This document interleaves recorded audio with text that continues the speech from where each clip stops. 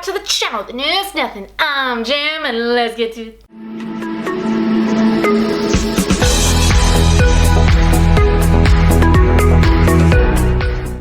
So today we're diving on into the 10 years, 10 books challenge. And it's going to be interesting because for 3 of those years, I did not have Goodreads. So this is just me making shit up, so we'll see how we go. So we're starting from 2015 because that was 2 hours later. That was 10 years ago. That feels wrong. It's so many. 2015? That's insane to me. But I'm going to go from the first book I really remember changing my perspective of reading, and that was Diary of a Wimpy Kid. I really liked it. I can't believe it's still going on. I don't even know what one we're up to right now, but I remember when I first started reading it, like the 5th or 6th one had only just come out, and now we're in like the double digits of that. Poor Greg. He goes through a lot in those books. I feel for him because he's the middle child, and I think that's why I found him so relatable when I first started reading him. But yeah, it does have a special spot in my heart, but I also think it is so cringe sometimes. 2016, we're going with another sort of the 2015, 2016, 2017, I'm actually not sure what my sort of like pinnacle books were, but I'm going off of my memory. I'm not entirely sure if it's the year. 2016 was Lion Boy. For Christmas one year, my aunt gave me a disc set of Lion Boy, the first one, and so the entire family listened to it in the car all the time. We really loved it. Like the first one, it's so good. The other 2 not so great, but the first one is it's so good. It's a very excellent story. 2017, I'm gonna pick Percy Jackson. This timeline feels a little bit off, but we're just gonna go with it. For so many reasons, Percy Jackson like sort of changed my life, and I always talk about it on the channel. It's like one of my favorite, most beloved books of all time. It's got a little special spot in my heart too, like the other 2 I've mentioned already. Now we're jumping into when I had Goodreads, so I actually have references for everything else. So for 2018 we have If I Tell You, which I always said was the queer Fault in Our Stars, because my lord, like it starts off so happy and sort of like, well, not happy, but it starts off sort of like you have no idea what's going to happen by the end of the book, and it just ends up being real sad, and it's not great. That's why I call it the queer Fault in Our Stars. But I always like give people a warning. I'm like, I really love it, but also like be prepared to cry because I was not okay after I read that. 2019 we have The Cruel Prince. This was definitely my getting into fantasy era. Like I kind of liked fantasy, kind of didn't at the same time. This is the sort of first time I came across like enemies to lovers, and I absolutely loved it.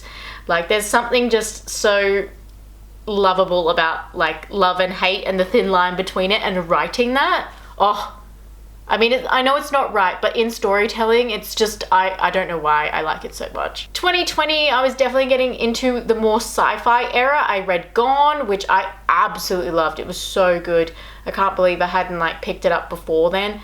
I think throughout my like uni degree, there was people who spoke about the Gone series, and I was like, okay, damn, I actually have to read this. This is like, seems like such a wild ride, and I definitely need to read the others. I think I've only read the first 2. They're here.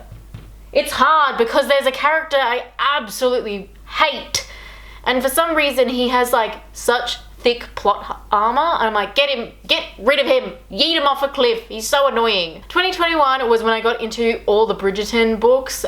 My god, they're great and terrible. If you want some trash, perfect. But also my love of the enemies to lovers or frenemies to lovers really kicked off here, because The Viscount Who Loved Me was like my favorite book I read that year. It was perfect. So good. Also, I just don't think they did the Netflix show justice at all. 2022 was Barefoot Dancing. It's a little queer contemporary book set in Australia, and it's so good. You think it's going to be bad, but everything ends up being okay. And there's like minimal drama in it as well. Like I always get like so much anxiety reading books that have like a lot of consequences. This one doesn't. Like, it's just teens being teens, and almost nothing really bad happens from memory. 2023 was more than this.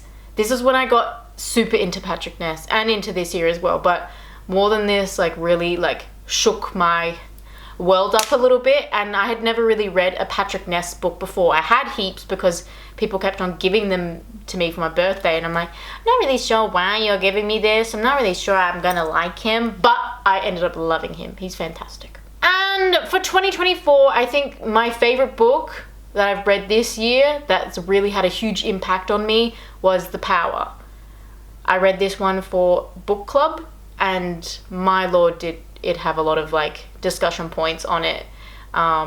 It is such a fantastic book. I can't speak highly enough of it.